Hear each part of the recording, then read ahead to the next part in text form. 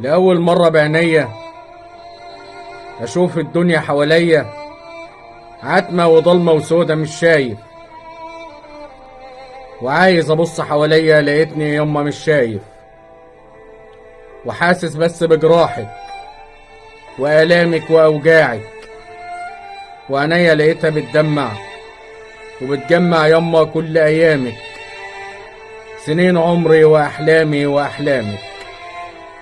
بلاش يما توصيني، أنا آسف، حقك عليا مش سامع يما لكلامك، خايف يما تسيبيني، خايف فجأة من بعد بينك وبيني.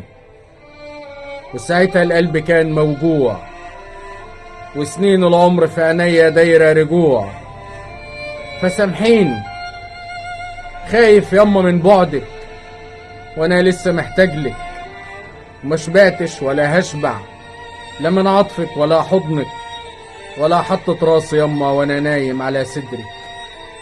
وبدأت رعشة جوايا، وحكايات وذكريات عايشة يما ويايا، من لما بدأت يما وعي ما لقيتش غيرك حد جنبي. انت سندي وانت عمري، وفي كل لحظة من ميلادي لحد وقتي كنت دايما صلبة حيلك شد ظهرك. عمري يما في يوم ما ملتي. ايه حصلك؟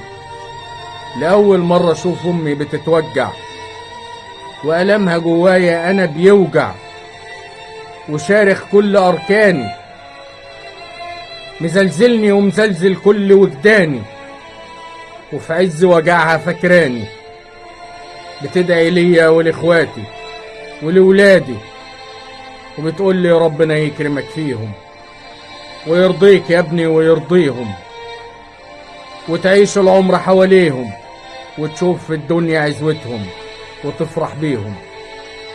وفي عز وجعي شفت دمعة جوا عينك ياما، لمعة نازلة تجري فيها السنين بتفوت، وانا صراخي جوا مني سكوت، ولقيتني بقول جوا مني بصوت: يا قطر العمر ما تهدي، لسه بدري ياما لسه بدري، الملامح هي ولسه بيضة زي ما انتي، والكفوف والكعوب الدم فيها شكل وردة ولونها وردي.